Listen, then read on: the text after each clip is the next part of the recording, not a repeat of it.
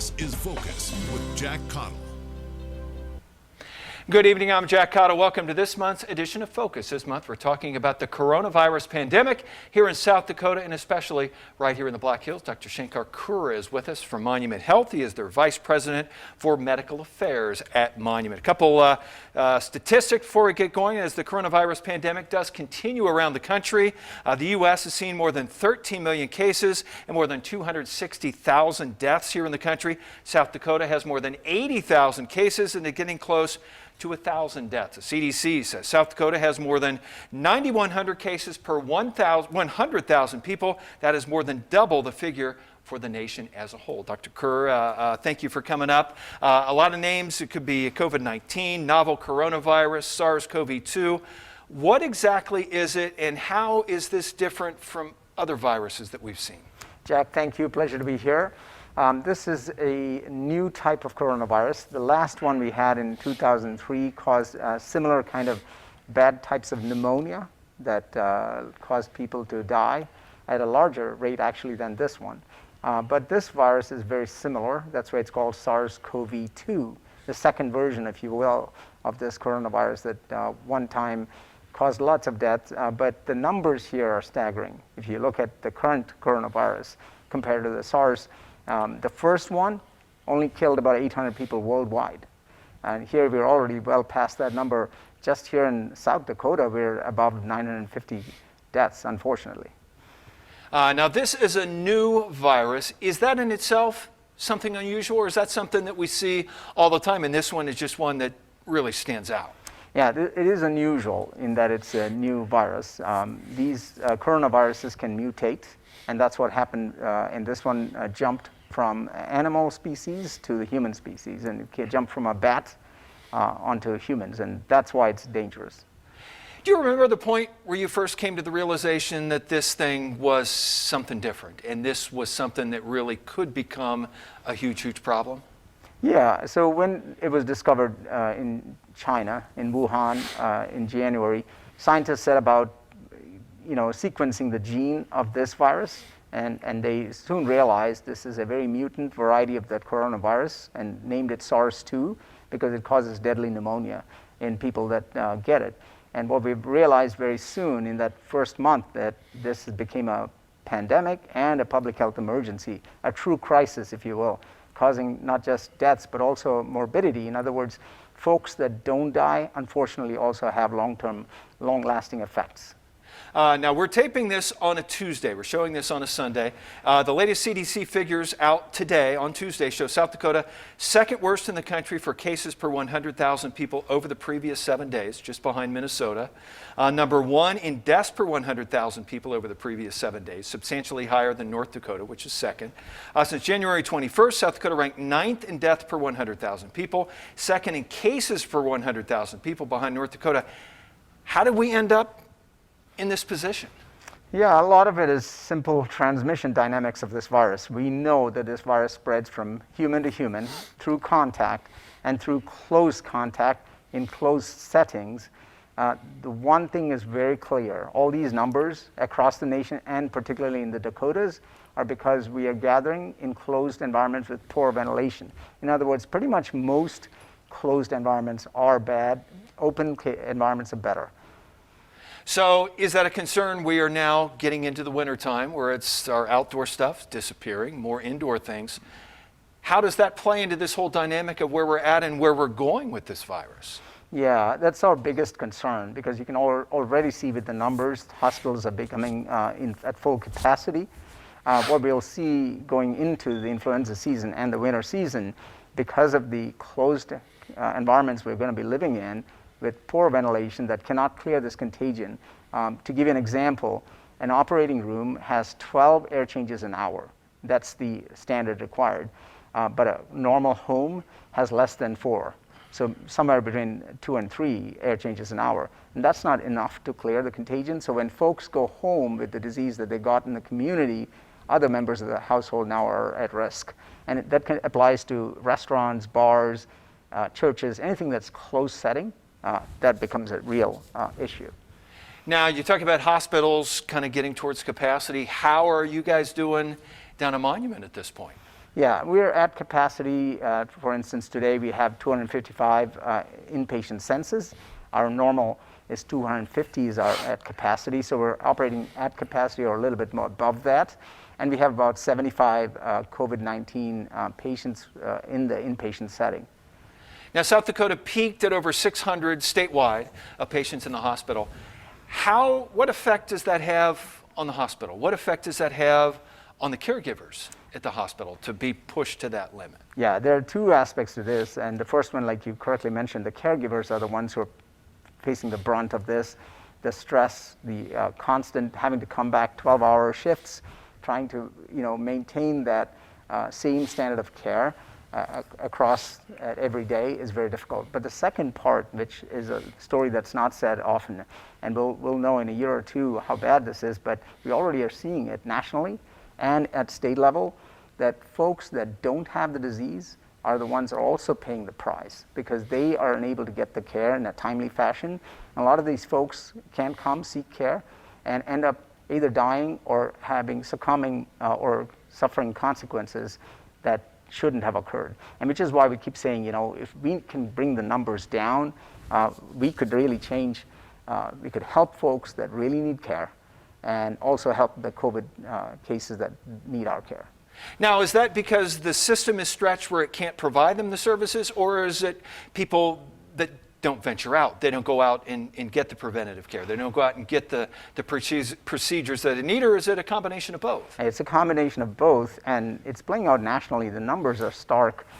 If you look at all-cause deaths, there's a story there that's unwritten.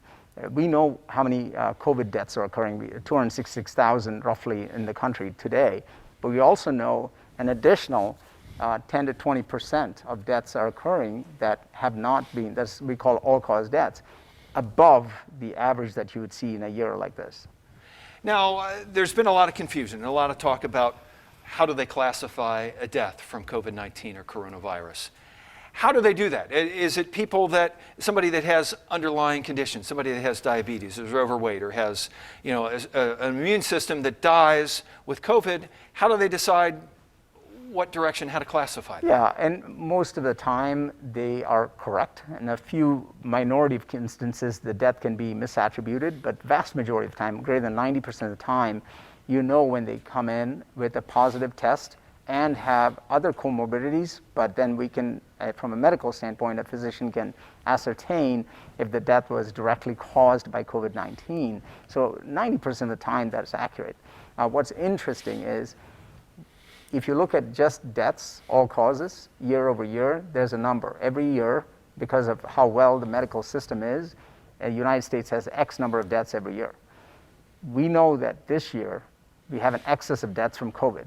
But we also have an additional excess of deaths that is not from COVID, and that shouldn't have occurred. In other words, there's a larger number of people dying outside of COVID, which means either they're not getting the care or they're succumbing to the disease because they have not had chance to get that care because of either their fear of coming and getting attention or the capacity being exceeded. I want to go back to your caregivers for just a second, talk about the toll that this is taking on them. What's the emotional toll on those people of dealing with this every day and dealing with the deaths of people that are often alone because of the circumstances around this? Yeah, that is a remarkable fact that we still, as a health system, have every one of our doctors, nurses, and all the support staff show up every day to work. And the toll is something that we can't even begin to fathom and probably will be better understood a year or two from now. But in the meantime, there's a lot amazing that folks are coming back to work daily and not abandoning their community and looking out for the community and for each other. And that's how we're getting by. But the stress is a big factor. How scary can this be for them? Being exposed and being around this, they see the toll that it can take. How scary is it for them? Very much so. Every day, each of us going home and coming back the next day, we know one of these days we might have to say we can't come in because we got COVID. And then the other fear is bringing it to our families who, they depend on us, and all of us make sure that we are very cautious when we work. We follow all the infection prevention practices. both at work and when we go home. It's important to do all these things in order to keep ourselves safe. All right, we got to take a quick break. We'll continue our look at the coronavirus pandemic here in the Black Hills when we continue with this month's edition of Focus. I'm Jack Caudill. Welcome back to this month's edition of Focus, talking about the coronavirus pandemic here in the Black Hills. Dr. Shankar Kurra, the Vice President of Medical Affairs at Monument Health, is with us now. Looking at the patients that you guys are dealing with, what is this like for them? What are the complications that you're seeing the most at your facilities? As you know, it's a disease that causes severe respiratory distress, as its name implies. So most of the folks that end up getting really ill is because they develop pneumonia. But on top of that, one thing that's very dreaded complication of the disease is causes blood clots in all organs. It can cause in the brain, in the heart, in the lung, in the kidneys, in the liver, and in the feet and toes. And this is usually a late stage when they start developing blood clots like that, and those patients don't do well. But all in all, the biggest problem here is a failure of the respiratory system, the lungs, to oxygenate. And these folks need a mechanical ventilation, have to be placed on a mechanical ventilator, and that usually doesn't bode well. Now, when you look at the statistics here in South Dakota and around the country, that the vast majority of the deaths are in people older, 70, 80 and above. What about younger people? What are the implications? There are not as many of those are dying, but what are the situations that they're dealing with? Yeah, so death, as you correctly pointed out, is mainly in the 75 and above category age group. But in the 55 to 75 age group, the biggest thing we're seeing is a lot of morbidity after they recover. And most of them recover. 90% will recover. And unfortunately, 10% do succumb to the disease, even in that age group. But those that recover, a smaller percentage of them go on to develop what's called the long form of COVID. We call it long COVID or chronic COVID. And they have mental kind of fuzziness, described as not being mentally as alert as they were. Fatigue is another thing, headaches. And these are we are starting to just about figure out what this disease does long term. So there's a long term downside to this disease that we're just beginning to realize. How different is that for you guys? That, as you said, we're learning as we go what this disease is. How different is that? How difficult is that? Very much so, because we're trying to keep up with the latest findings and the treatments that are coming out, even the characterization of this disease and its long-term effects. So our physicians, we have a grand rounds every Friday. We try to keep up on the latest literature and try to keep up with the latest scientific findings and how we can adapt our ways of treatment, and also how we can advise our patients on how to take care of themselves long term. Now, we've seen a lot of stories from around the country of people that have severe cases of this and still can't believe that this is a real thing. Are you seeing that here as well? Yeah, unfortunately that is true. For some reason, certain folks don't believe this is real or believe that this is made up, or they're misguided enough to think that it is not the reason they're dying or having difficulties not because of the disease but something else. And the reality is very clear. We have enough scientific knowledge and understanding of this disease. It's a deadly disease. It's not one that you want to get even if you survive. The best thing we can do now is wait for the vaccine. Meanwhile, stay safe, wear your mask, protect yourself, avoid situations that you would get in trouble, like keep your distance, avoid closed spaces, and so on and so forth. Now, there is a lot of misinformation out there. How difficult is it for you to look at all that stuff as you watch this day after day after day? Yeah, very frustrating. I mean, this is the part that, which is why I'm on the show or on the radio, try and get folks to understand the importance of the disease and the nature and characteristic of it. Listen to the physicians, to the experts that are informing the physicians, the scientists, the researchers. We are every day learning better ways to deal with this. In fact, with the vaccine, some of the new medications, including the antibodies that we are now able to offer at Monument Health. And you're talking about the mask for a second, and the masks are certainly a controversial topic, often becoming a political debate. Strictly from a medical perspective, how important is the mask? What exactly can it do and what can't it do? Jack, great question, and this is very important. There is no controversy from a scientific perspective about the mask. And most of it is, unfortunately, because of the social and political and cultural reasons that folks are kind of reluctant for whatever their particular viewpoint is. But the important thing we have learned is the masks clearly improve our ability to, defend ourselves, one, and protect ourselves first, as well as prevent the spread within the community. And these two aspects are foundational, because if we can, as you can clearly see, we are developing new treatments, the scientists are, and the vaccine, we're not giving ourselves a chance for the folks that do get infected from suffering the long-term consequences, or worse still, death. And I think it's very important to understand this. Masks, both in modeling, animal models, human studies, mathematical modeling, clearly improve our situation. And so it's not that masks alone will help us. We still need to keep our social distance. We need to avoid gathering in crowds in closed spaces with poor ventilation. But with all of that, the masks add another layer that clearly protects us. Now, is that protecting the person that I am across from? Is the mask protecting me from catching it? Because I think that advice has evolved over time as well. Absolutely. So the best evidence right now suggests clearly that it protects you as well. And here's the better part of the new findings. If you wear a mask and you were still to get the disease, because the mask is not 100% guarantee, but it protects you to a great extent. And here's the best part. What the studies have shown that if you wear the mask and you were to get the disease, you get a lower dose of the virus, and as a result, you get a mild or minor disease. It's almost symptomatic, very low symptoms, or even asymptomatic. So what you're doing by wearing the mask is, if you were to unfortunately get the disease, you won't get the worst form of it. You'll get a milder version of it. And better still, if you were the one who has the disease, you're not spreading it. And that's important. Now, if you want to get a good fight going, it's debate a mask mandate. People on both sides, very, very strong opinions on that.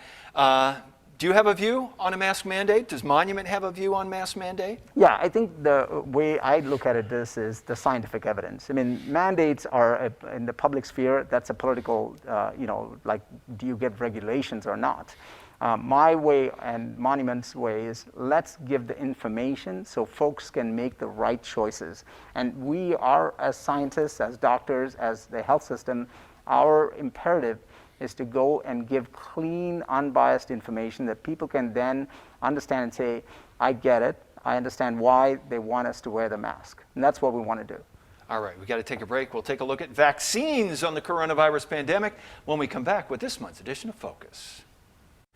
I'm Jack Caudill. Welcome back to this month's edition of Focus, talking about the coronavirus pandemic here in South Dakota and across the country. Dr. Shankar Kurra, the Vice President of Medical Affairs at Monument Health, is with us now. Vaccines appear to be on the horizon. Moderna and Pfizer both applied for their emergency use authorization.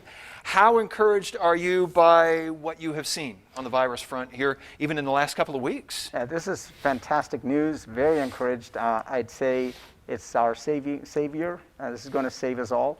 A lot of folks have misgivings about vaccines in general, but I can say this, that both the studies that are being done, both by Pfizer and by Moderna, they're being reviewed by an independent board of scientists, and these folks don't have anything to do with the companies that do these research. And this is where all science has been. And we've come all the way from 1950s when antibiotics came out, saving the world, right? I mean, we were able to survive simple pneumonia before people would die from a simple bacterial pneumonia. And ever since, we've come through vaccines that have saved our planet from measles, mumps, rubella, polio, smallpox, all these dreaded diseases that disfigure children and maim adults and take away their potential to live a full life. And that's what vaccines are. These are scientific basis. They're carefully researched. And right now we know from both these vaccine trials that have been through preclinical trials, human trials of phase 1, phase 2, phase 3, which means all of these phases, first things they check is safety. So they have already passed the safety measure 3 times over. Now the third part is just trying to see how generalizable this vaccine is. In other words, can I give it to an older person? Can I give it to a younger person? Give it to anyone that is very sick? And that's where the success has come in the early results that they've reported. So how confident would you be after all of this review, and you say now the independent review, after they have applied for their authorization, that what it comes out the other end is safe? Will you take the vaccine when it comes out? You bet. I'll be the first one to line up and say, give it to me. I trust the whole process because we've seen this. As a doctor, I've been practicing for 27 years. Every new modality to treat cancer or hepatitis or any disease has been thoroughly researched, and patients are the biggest beneficiaries of this. As you can see, most folks that get all these new treatments have our life expectancy is 86 years in this country. There's no way we got there by accident. It's because of science, and it's well-researched science.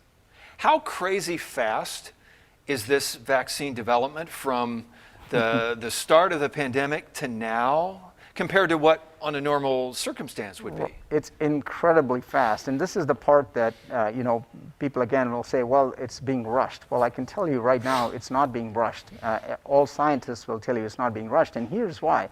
Our technology today is so far advanced that we can build RNA, which is the basic building blocks. DNA and RNA are the building blocks of life, and that kind of technology never existed 50 years ago.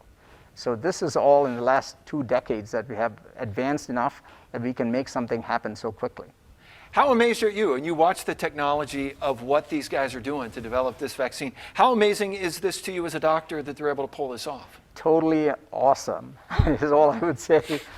We are living in incredible times where we can find the virus, sequence the virus in 7 days, develop a test in 2 days, and march it out. This is what happened in January when the first cases were reported in China. Within 7 days, they had sequenced genetically the virus. Then they developed a test. And now we're at the stage within just about 8 months, actually have a vaccine that's safe and effective. How about a peak? Do we know where we're at in this whole pandemic? Do we know, have we peaked yet? Do we know where we're at in the cycle? So what we do understand is we are at one of the peaks. And the reason being, if you take across the United States, we probably don't have more than 8 to 10% of folks that have gotten this disease. So you're talking about 90 to 92% of folks that have never gotten this disease. If we get anything higher than that, before the vaccine, that would be a tragedy because the vaccine is going to save those lives. How quickly from the time we start vaccinating people till we see that this is starting to make a difference? Yeah, we will see it right away. In fact, these vaccines, the first crop of them, these two, need 2 doses. So first dose, and then 21 days later, you get another dose. So you will see the impact within 2 weeks of the first vaccine dose. All right, about a little bit of time, got about 30 seconds left. Are you at least encouraged where we're at right now? I'm absolutely beyond encouraged. I think the future is bright. We're going to save a lot of folks. What we need from everyone in this community is to do all the right things. Public health measures, stop the spread of this disease. All right, we are just about out of time. Again, Dr. Shankar Kurra, thank you for joining us. Again, people, where does somebody get, if somebody wants good, accurate information, where do they go? Where do they turn to get that? Yeah, best sites are our own websites, Monument Health. We have a COVID information on there that'll help people understand this disease. All right, we are out of time. Dr. Shankar Kurra, thank you. Thank you for joining us. Hope to see you again the first Sunday night of next month with another edition of Focus.